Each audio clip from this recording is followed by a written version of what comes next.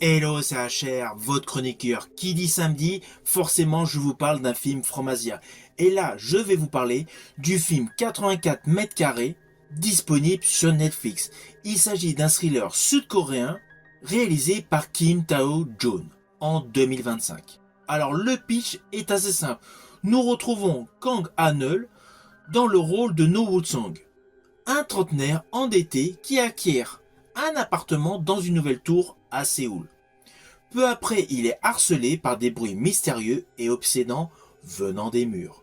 Sa quête pour comprendre ces nuisances le plonge implicitement dans un piège machiavélique, fomenté par son voisin, un journaliste, et provoque une montée de tension dramatique et psychologique au fur et à mesure du déroulé de l'histoire.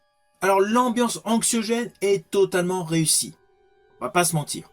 Tout le bruitage, les décors confinés assurent une tension lente, provoquant un cadre efficace pour un thriller domestique. Parallèlement, il ne faut pas oublier qu'il y a une représentation symbolique, car dans ce film 84 mètres carrés, le symbolisme social est puissant. Le film ne se limite absolument pas aux jeux horrifiques. Sous couvert de suspense, il dénonce une société marquée par des dettes immobilières.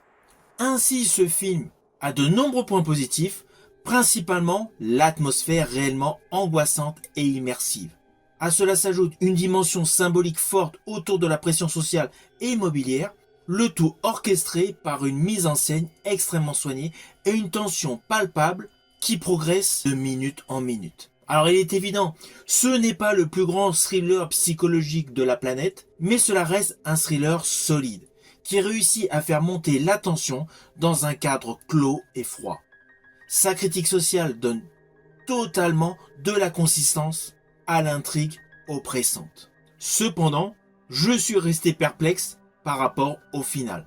Mais naturellement, ce n'est que mon opinion. Cela n'empêche pas que c'est un film à voir, comme de nombreux thrillers coréens qui tiennent largement la route. Je vous dis à bientôt pour une prochaine vidéo.